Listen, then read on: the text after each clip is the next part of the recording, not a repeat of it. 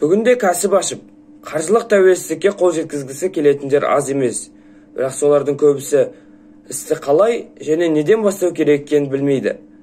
Сондықтан жаңадан іс бастап жатқан кәсіпкерлердің көбісі құжат мәселесіне бас қатырғысы келмей, жеке кәсіпкерлік ашуға көмектесеміз дейтін жарнама бойынша ақылы қызметке жүгінеді.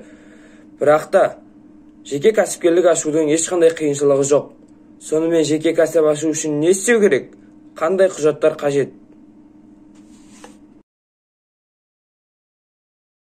Бизнестің қай түрімен айналысатыныңызды нақтылаңыз, яғни сауда-саттық, өндірістік немесе тағы басқа түрлері.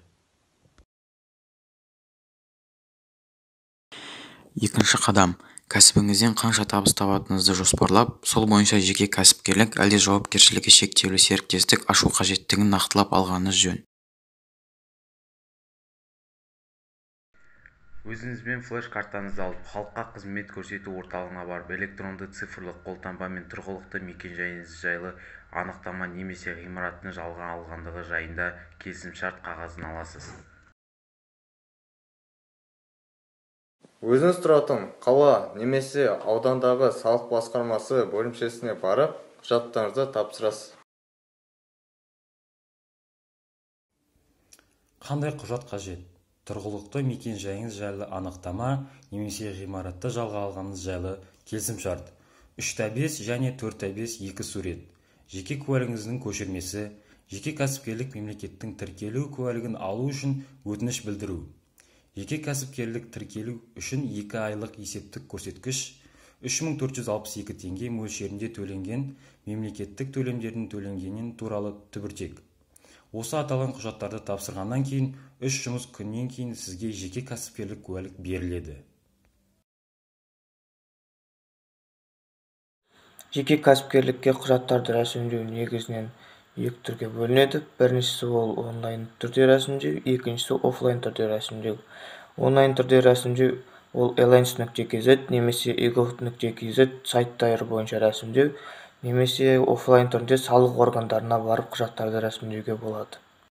Нөмір 1 тәсіл портал арқылы онлайн түрде. Порталға кіріп тіркеліңіз. Егер сізде электрондық цифрлық қолтаңба болса, оны авторландырыңыз. Екіншісі egov.kz сілтемесі бойынша өтіп онлайн қызметке тапсырыс беруді басыңыз. Үшіншісі экранды сіз кәсіп ашуды жоспарлап отырған және алда салық төлейтін тұрғылықты облыс немесе қаланы таңдау ұсынылады. Төртіншісі сіздің көрсеткеніңіз бойынша жеке кәсіпкерліктің қызметі жайлы форма пайда болады. Егер сіз ЭЦК-ны авторландырсаңыз, оның біраз бөлігі автоматты түрде толтырылады. 5. Тиісті төркөз толтырылған соң мемлекеттік кірістер органына сауал дегенді басып, жеке кәсіпкерлік жөнінде жан-жақты сұрақтарға жауап бересіз. Тіркелуді сәтті аяқталғаны жайлы жауап 1 күн ішінде келеді. Тіркеуден өткеніңіз туралы тұжырымдаманы менің хабарламаларым бөлімінен көресіз. Екінші тәсіл салық органдарына тіркеуге тұру. Егер де сізге электронды түрде тіркеуге тұру қолайсыз болса, сіз өзіңіздің тұрақты мекен-жайыңыздағы салық органдарына барып тіркеуге тұруыңызға болады. Тіркеуге тұру үшін керек құжаттар жеке куәлік және жеке кәсіпкерлік ашу жөніндегі бланкі.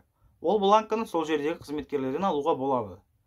Тіркеу туралы куәлігі қазіргі кезде қажет етілмейді. Ол 2017 жылдан бастап кәсіпкерлер кодексінен алынып тасталған. Жеке кәсіпкерлікті ашу үшін жұбайының келісімі қажет емес.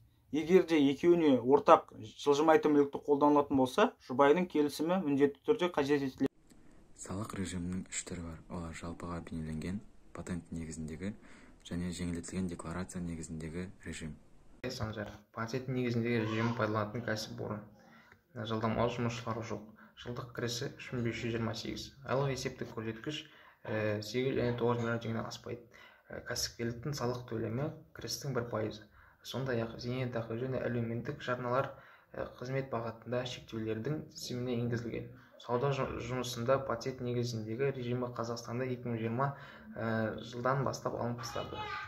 Жалпы белгіленген режимін пайдаланады. Төменгі рентабельді және жоғарғы айналымға ие кәсіпорын. Алкоголь сусындары мен темекі өнімдерін өндіру, мұнай өнімін жүзеге асыру, шыны ыдыстарды қабылдау, есепші және қаржылық қызметтер ұсыну және тағы басқа айналысатын кәсіпорын. Әртүрлі елді мекендер бекеттеріндегі жұмыспен айналысатын кәсіпорын. Жылдық кірісі 24,38, айлық есептік көрсеткіштен жоғарғы кәсіпорын.